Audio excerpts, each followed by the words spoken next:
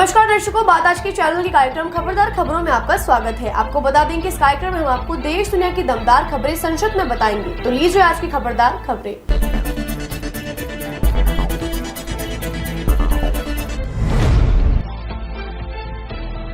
राजधानी ढाका के विभिन्न हिस्सों में 2000 से अधिक प्रदर्शनकारी एकत्र हुए, जिनमें से कुछ लोग तानाशाह, मुर्दाबाद और पीड़ितों के लिए इंसाफ के नारे लगा रहे थे। वहीं कुछ जगहों पर प्रदर्शनकारियों ने पत्थरबाजी शुरू कर दी। इस पर पुलिस ने भीड़ को तितर-बितर करने के लिए आंसू गैस के गोले छोड़े और स्टन ग्रेनेड दागे। 15 जुलाई को भड़की हिंसा से निपटने का फिलहाल पीएम शेख हसीना को कोई रास्ता नजर नहीं आ रहा है। सरकार द्वारा कट्टरपंथी जमात-ए-इस्लामी पार्टी और इस्लामी छात्र शिविर पर प्रतिबंध लगाने से विपक्ष अब इस हिंसा से तख्ता पलटने की कोशिश में लगा है। कृषि एवं किसान कल्याण मंत्री शिवराज सिंह चौहान ने शुक्रवार को राज्यसभा में अपने मंत्रालय के कामकाज पर चर्चा करते हुए कहा कि भारत राष्ट्र जितना प्राचीन है, कृषि भी उतनी प्राचीन है। शिवराज ने सुरजेवाला का नाम लेते हुए कहा कि उन्होंने शकुनी का जिक्र किया, जो छल और कपट के प्रतीक है। चौपड़ में तो धोखे से भी हराया गया ही था। चक्रव्यूह में फेयर युद्ध से नहीं बल्कि घेर कर मारा गया था। शिवराज ने प्रश्न किया कि कांग्रेस को अब क्यों शकुनी और चक्रव्यूह चौपड़ याद आ रहे हैं। उन्होंने कहा, हम जब महाभारत काल में जाते हैं तो हमें कृष्ण याद आते हैं और याद आता है यदा यदा ही धर्मस्य, ना कि शकुनी और चौपड़। उन्होंने कहा, कांग्रेस के डीएनए में ही किसान विरोध है। बिहार में मानसून ने पूरे राज्य को कवर कर लिया है और इसी के साथ राज्य के कई जिलों में भारी बारिश का दौर शुरू हो गया है। मानसून की ये बारिश कहीं तो राहत बनकर तो कहीं आफत बनकर बरस रही है। बारिश के बीच बिहार में 24 घंटे में आकाशीय बिजली गिरने से 8 लोगों की मौत हो गई है, जिनमें मुंगेर और भागलपुर में 2 और जुमई, पूर्वी और पश्चिमी चंपारण में 1 और अररिया में भी 1 मौत हुई है। मुख्यमंत्री नीतीश कुमार ने मृतकों के परिजनों को 4-4 लाख रुपए का देने का आदेश दिया है।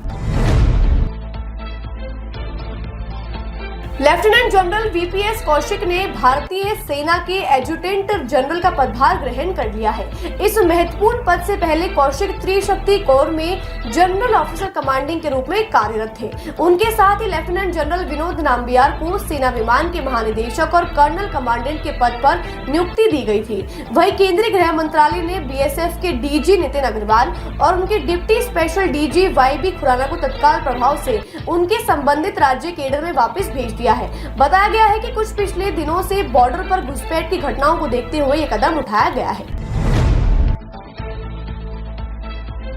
हिमाचल के कई जिलों में भारी बारिश और तबाही मचा रखी है।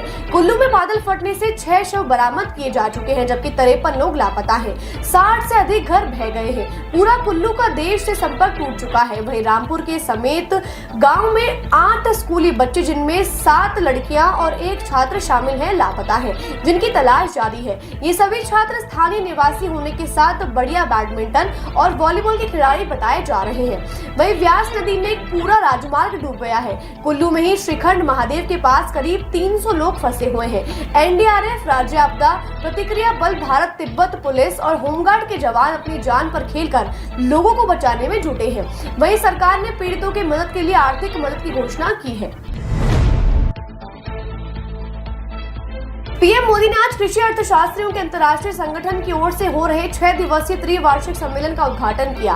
इस सम्मेलन में 75 देशों के लगभग 1000 प्रतिनिधियों ने हिस्सा लिया। इसका उद्देश्य अनुसंधान संस्थानों और विश्वविद्यालयों के बीच साझेदारी को मजबूत करना, राष्ट्रीय और वैश्विक दोनों स्तरों पर नीति निर्माण को प्रभावित करना और डिजिटल को कृषि और टिकाऊ कृषि खाद्य प्रणाली में प्रगति सहित भारत की कृषि प्रगति को प्रदर्शित करना रहा।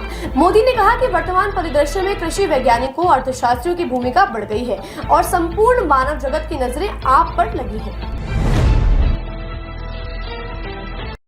अमेरिकी सेना का ऑस्प्रे हेलीकॉप्टर दक्षिणी जापान में समुद्र में दुर्घटनाग्रस्त हो गया। विमान में सवार 8 जनों का कोई सुराग नहीं लग पाया है।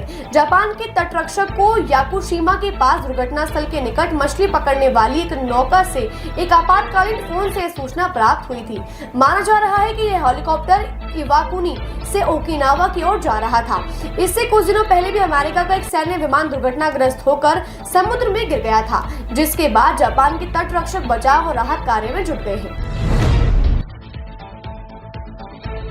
जम्मू कश्मीर विधानसभा के चुनावों की तैयारियों की समीक्षा से पहले मुख्य निर्वाचन आयुक्त राजीव कुमार के नेतृत्व में 8 से 10 अगस्त को जम्मू का दौरा करेंगे।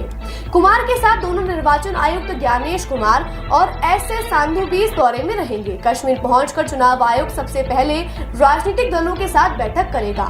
इसके अलावा सभी पुलिस अधीक्षकों, केंद्रीय बलों के अधिकारियों और राज्य सचिवों, कलेक्टरों और अन्य समस्त प्रशासनिक अधिकारियों से भी मुलाकात कर तैयारियों का जायजा लेंगे।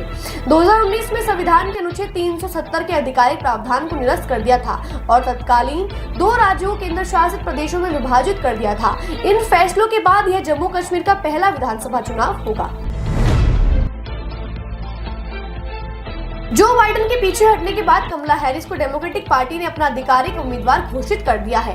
अगले हफ्ते कमला आधिकारिक तौर पर नामांकन स्वीकार करेंगी। हैरिस ने एक बयान में सभी को दोस्तों को धन्यवाद देते हुए कहा कि आपके भविष्य के राष्ट्रपति के रूप में मुझे पता है कि हम इस लड़ाई के लिए तैयार हैं। आप सभी का धन्यवाद। 95 दिन का इंतजार और करें।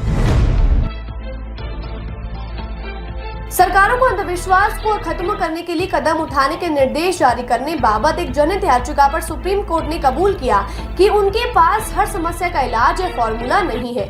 याचिकाकर्ता ने याचिका में कहा कि हर वर्ष सैकड़ों जानें अंधविश्वास के कारण जाती हैं। इस पर मुख्य न्यायाधीश ने कहा कि आप लोगों को अंधविश्वास के खिलाफ शिक्षित करने के लिए मैदान में उतरकर भी काम कर सकते हैं। कोर्ट में याचिका दायर करने से कोई समाज सुधारक नहीं बन जाता। यह कहकर उन्होंने याचिका को सिरे से खारिज कर लौटा दिया है। खबरदार खबरों में आज के लिए बस इतना ही। कल फिर नई खबरों के साथ हम होंगे आपसे रूबरू। नमस्कार।